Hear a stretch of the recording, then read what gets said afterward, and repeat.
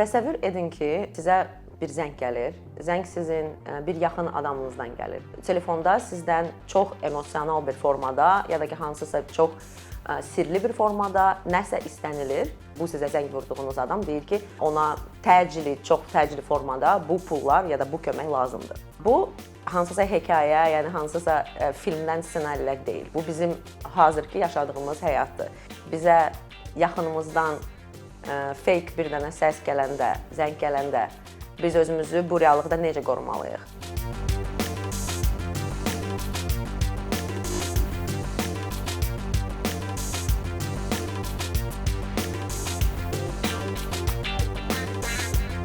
Yaxınlarımızla, tez-tez ünsiyyətdə olan insanlarla, hansılarla biz tez-tez telefonla ünsiyyətdə oluruq, hansılar bizə dəyərlidir.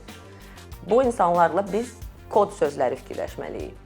Amma bu kod sözü ancaq siz və sizin yaxınlarınız bilməlidir. Yəni bu sizi alqoritmlərdən qoruyur. Çünki alqoritm sizin beyninizin içinə baxa bilməz.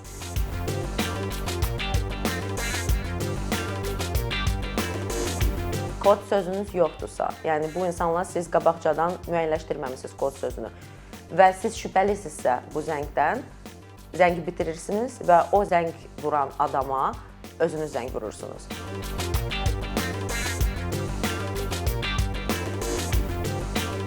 Belə bir zəng gəlsə və siz özünüzü, yəni bu vəziyyətdə çox, yəni emosional bir hal keçirəcəksiniz.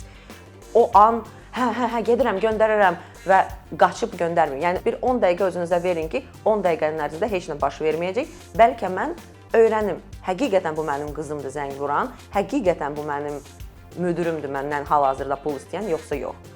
Yəni bu pauza sizi böyük fəlakətdən qoruya bilər.